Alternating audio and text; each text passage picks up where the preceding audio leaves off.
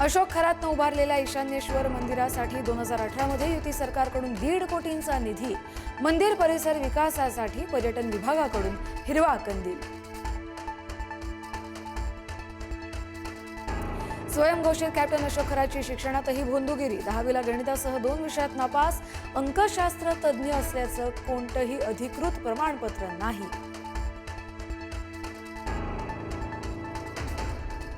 नाशिकच्या भोंदू अशोक खरातवर 7वा गुन्हा. करिअर घडवण्याच्या आमिषानं तरुणीवर अत्याचार केल्याचा आरोप. विरोध केल्यास कुटुंब संपवण्याचीही दिली धमकी.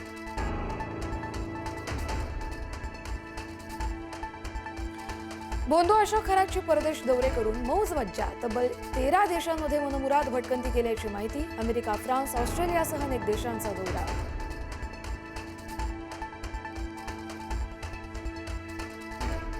भोंदू अशोक खरातनं कमावली कोट्यवधींची संपत्ती. 10-12 वर्षात तब्बल 1500 कोटींचं साम्राज्य उभारल्याची माहिती. मोठे अधिकारी आणि राजकीय आश्चर्यामुळे वाढली ताकद.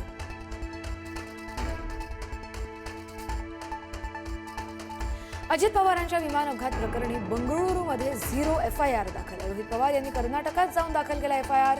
गुन्हा बारामती पोलीस ठाण्यात हस्तांतरित.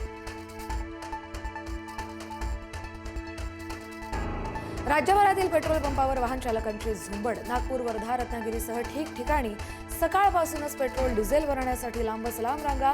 पेट्रोल संपत असल्याच्या अफवांमुळे नागरिक भांबावले.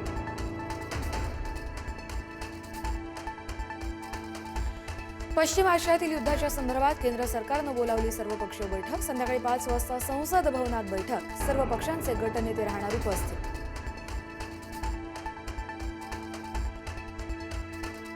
इस्रायलच्या तेल अवीव शहरावर इराणचा मिसाईल हल्ला. इस्रायलच्या निवासी इमारतीचा काही भाग उद्ध्वस्त. हल्ल्यात इस्रायलचे 4 लोक जखमी.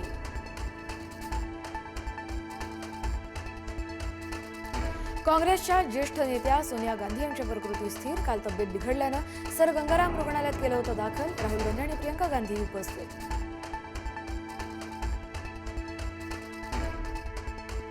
इच्छा मृत्यूची परवानगी मिळालेल्या हरीश राणा यांचं निधन. 13 वर्षांपासून सुरू असलेली मृत्यूशी झुंज अखेर संपली. नवी दिल्लीच्या एम्स रुग्णालयात घेतला अखेरचा श्वास. पुण्यातल्या कोथरूड परिसरात वाहनांची चोरी. शिताफीनं केलेल्या वाहन चोरीची संपूर्ण घटना सीसीटीव्हीत कैद.